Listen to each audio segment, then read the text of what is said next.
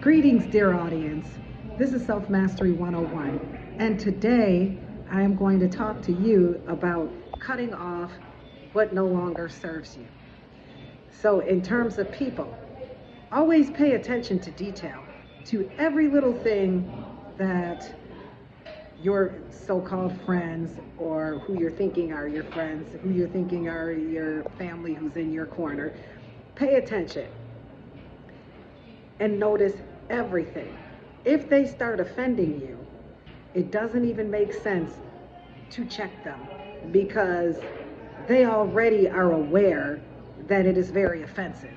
So when somebody tells you, oh, I didn't know, ignorance is no excuse, because they would not want what they've done to you, they don't want that done to them.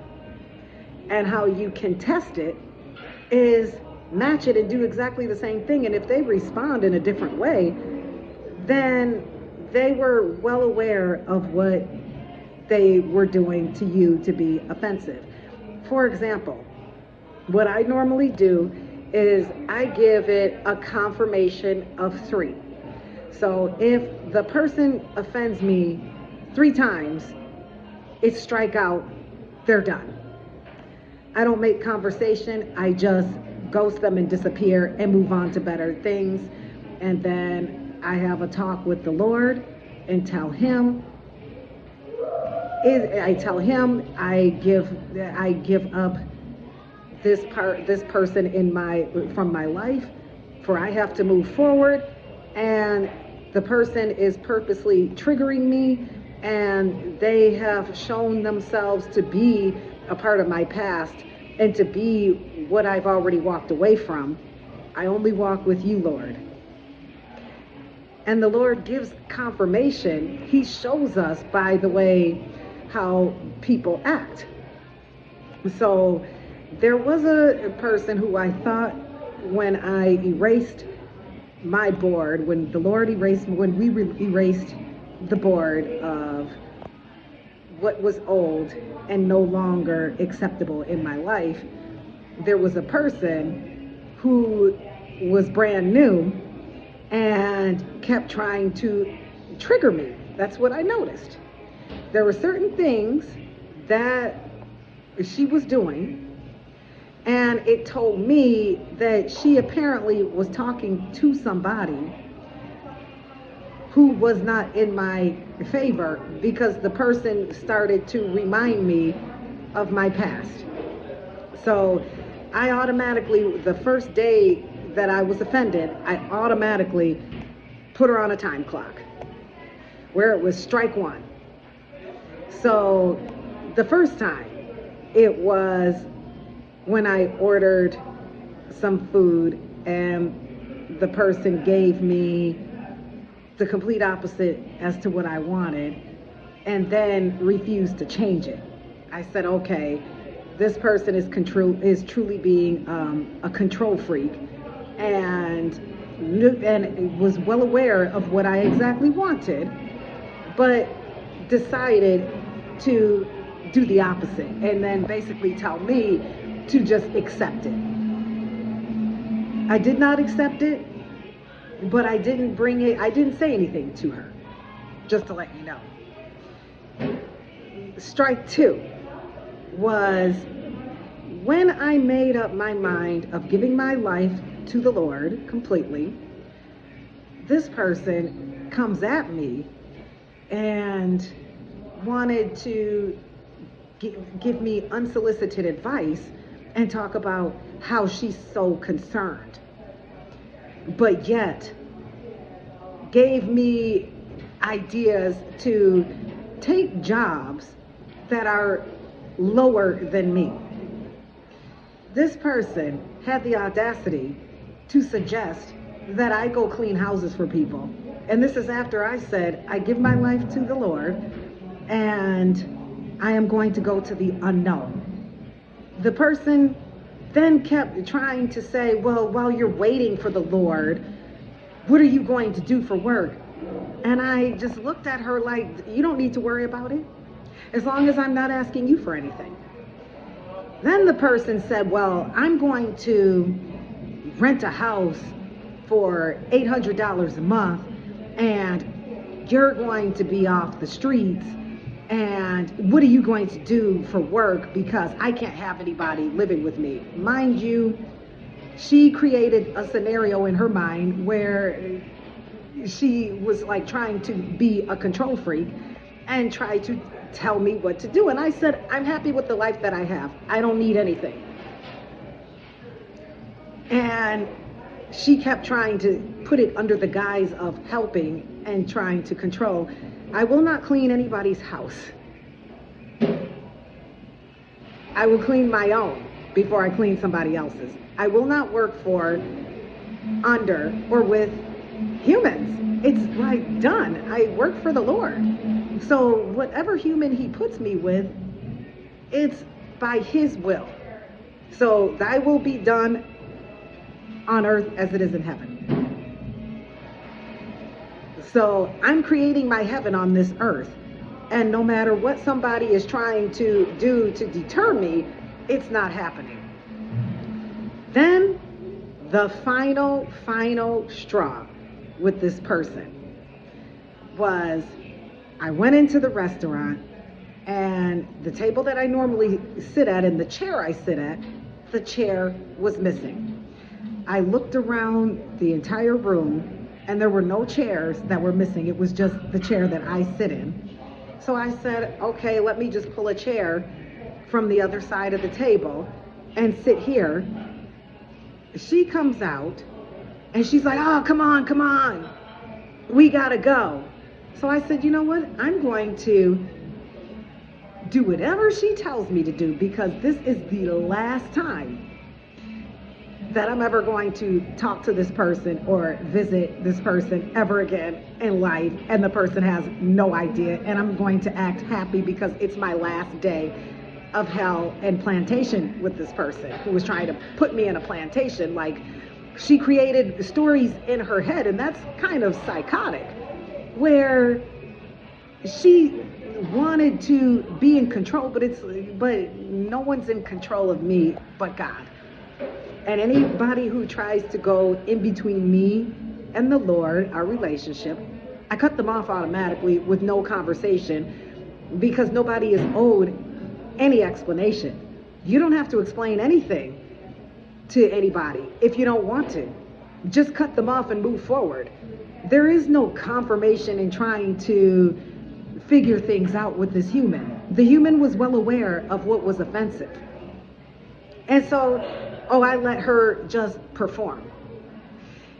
And it's almost like she must have kind of caught wind, because normally when I leave, she doesn't say bye normally, but this time she opened the door as I was leaving and to say bye, and I was looking at her like, yep, bye forever.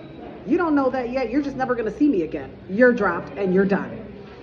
And basically, I don't know if you saw the rest of my videos, how my family had me in an illegal program, and it was to block my destiny and to block my relationship with the Lord. That was the whole thing, and to have these humans be controlling. However, there was no human that offered me anything ever in my life. I was never offered anything good, even down to the jobs. They were like all low-paying jobs. They were beneath their jobs, and I will no longer work for peasantry ever again in life. I have too much love for myself, and I have too much love for the Lord.